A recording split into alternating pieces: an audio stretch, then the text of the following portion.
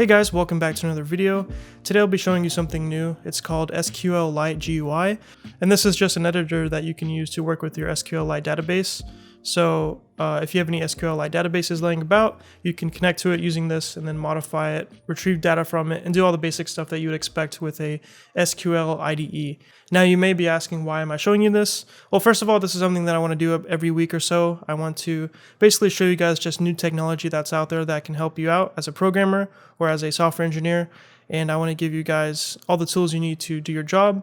Or maybe just I want to show you something that's cool, you know? There's a lot of cool stuff coming out nowadays with AI especially, so we'll get to some of that stuff definitely. I already did make a video on the GitHub Copilot CLI tool, which is a tool for basically making terminal commands for you using AI, which is really powerful. And I'm not sure what I want to call this little mini series or podcast or whatever you want to call it. There's a lot of corny names that I can come up with, like Bits and Bytes or like Coder Talk or something like that. I haven't really heard of one that sticks, but if you like this and you want to see me make more videos, let me know. If you have any ideas for what to call it, let me know as well. I'm open to whatever you guys have. But let's go over what this is. So it's pretty simple. Basically, again, like I said, it's just an editor for working with your SQLite database. Now, if you don't know what is SQLite, it's essentially a type of SQL database. You know, SQL itself is a specification in a language, but there's different types of SQL databases. You have MySQL, SQLite, you have Microsoft Server, stuff like that, right? And this is just one of the different options out there, which is more lightweight than the others. That's why it's called SQLite. So you may prefer to use this for whatever you are working with, right? And along with all these different databases, there's a bunch of different other tools that will allow you to essentially interface with those databases and edit the data within. So a very popular example is called DataGrip. It's something I use to work with my SQL databases. It works for pretty much any different SQL database, which is very nice. There's other ones out there, such as Microsoft SQL Management Studio, I believe it's called. That's specifically for Microsoft Server, SQL servers, I believe.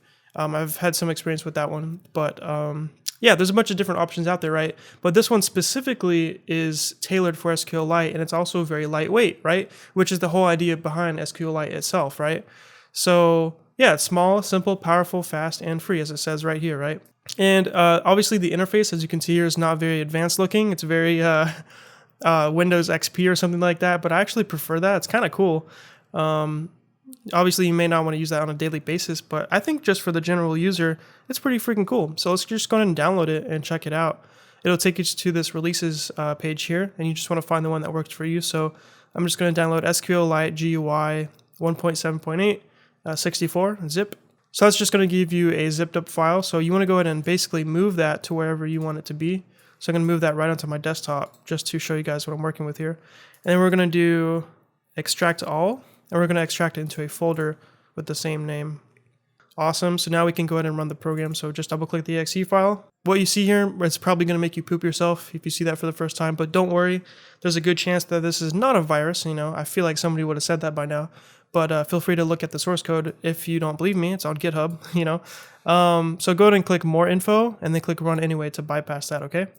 And here we go. So here's the application. It started up really fast. And right away, you'll notice that the interface is pretty easy to understand and use. So you can hold a control and then use scroll to zoom in if you want to. I'll make that bigger for you guys since I'm on a pretty big screen here. So it says that bookstore.sqlite is a demo database that it has provided to us. So along with all these files here, you do have the bookstore.sqlite database here, which is very nice. So we can start playing around with it right away. So we're going to run this SQL statement here. Select all from books. So it's going to select all the columns and all the rows from books. Execute. And here we go. Here's all the rows or entries from books. Pretty simple, right? And of course, we can start modifying that. And I don't know about you guys, but when I started playing around with this, I noticed that as I'm typing it, it's just right away, really fast, right? Because it's a very lightweight application, and it just does what we need it to do. So we're going to say select all from books, and then we're going to say where price is greater than 5. So it should only show the rows that have a price of greater than 5. Pretty simple. So do that and then press execute, and here we go. Now we get all the ones with a price greater than 5. And then if we want to add more onto this, we can put it on a new line if we want to. We can do order by price, and we can say ascending or descending. We're going to say descending. Execute.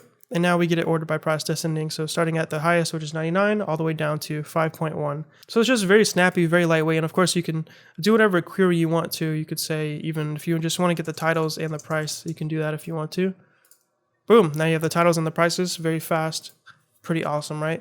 And you can also play around with some other stuff that has been provided to you over here. So we have some views that were set up for us. I haven't played around with views too much in my SQL experience. So we can go and check this one out though. It's pretty self-explanatory. If you just double click it, it'll show you the 5 best sellers. That's why it's called That's why it's called bestseller 5. It'll show you the top 5 bestsellers. And then you can further sort that if you want to by editing this where clause here. So where count is equal to 11. Hopefully that works. Let's try that. There we go. Pretty simple. And there's some more stuff here like triggers and indexes, but we're not going to mess with that. I don't really know too much about those. But you can also check out these other tables that we have. We have the orders table. We can say query data to get all the rows again. You can also do edit data, so it'll show the data so you can directly edit it within here as well, which is nice. Very nice to work with. But anyway, if you want to connect to other databases, you can also do that by going to database, then new or open. And it will allow you to open a new database to start messing with. Oh yeah, something else I want to show you guys. If we go to Task Manager, like I said before a couple of times, this is a very lightweight application. If we just go and search it, SQLite GUI, you can see that it's only using 13 megabytes, which is pretty small, obviously, in terms of RAM. And I've just started up DataGrip, and it's already using over 700 megabytes of RAM. So as you can see, there's a big difference. And of course, DataGrip is a much more advanced application that is able to handle much more different types of SQL databases and do a lot more stuff. So that's a little bit of an unfair comparison, but it's just the overall point that SQLite GUI is very lightweight. But yeah, that's all I want to show you for this video. Obviously, you can play around with this some more to see all the cool things you can do, but from a general end user perspective, this is pretty much all you need for just a general application to work within SQLite Database. And if you plan on working with an SQLite database and you need something very simple to get the job done, I really recommend this. I found it very recently and I think it's really cool. So hit that like button if you like it as well. Leave a comment if you have any ideas for other tools that I could show to you guys. I just want to show you guys all the tools that I find interesting so that as a programmer you can do your job better and have fun along the way. Anyways, guys, thanks for watching. Stay tuned for another episode very soon. If you liked the video, leave a like. If you want to see more, subscribe, and peace.